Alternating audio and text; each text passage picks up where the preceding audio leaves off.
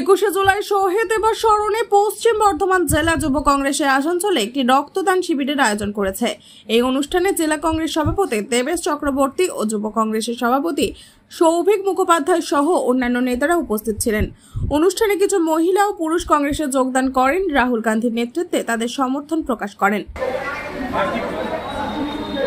জেলা সভাপতি জানান, এই দিনটি যুব কংগ্রেসের জন্য অত্যন্ত গুরুত্বপূর্ণ, কারণ 22 বছর আগে এই দিনে পুলিশের গুলিতে 13 জন যুবক নিহত হয়েছিলেন।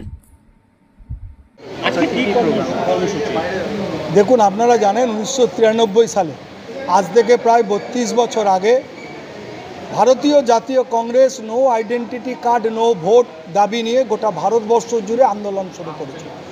পশ্চিমবঙ্গেও সেদিনকে আন্দোলন করছিলাম। আজকের এই দিনেই তৎকালীন শাসক দলের নির্দেশে সেদিন পুলিশ নির্বিচারে কংগ্রেস এবং যুব কংগ্রেস কর্মীদের উপর গুলি বর্ষণ করে, যার জন্য 13 জন কংগ্রেস কর্মী সেদিন মারা গেছিলেন। তারই স্মৃতির উদ্দেশ্যে প্রত্যেকবার আমরা আজকের এই দিনটাতে এখানে রক্তদানের মাধ্যমে শহীদদের রক্ত ঋণ শোধ করি। আজকের কর্মসূচিতে আপনারা জানেন, আজকে 21শে জুলাই 1993 সালে আজকের দিনে আমাদের যুব কংগ্রেসের 13 জন কর্মী শহীদ হয়েছিলেন। তাদেরকে উৎসর্গ করে, তাদেরকে স্মরণ করে আমরা প্রত্যেক বছর এই জায়গায় রক্তদান শিবির করি। আজকে 8 নম্বর বছর। আজকে আমরা 8 নম্বর বছরে এই রক্তদান শিবির করছি। এইখানে এই কর্মসূচির মধ্যে আজকে আমাদের বহুজন কংগ্রেস পরিবারের সাথে যুক্ত হলেন।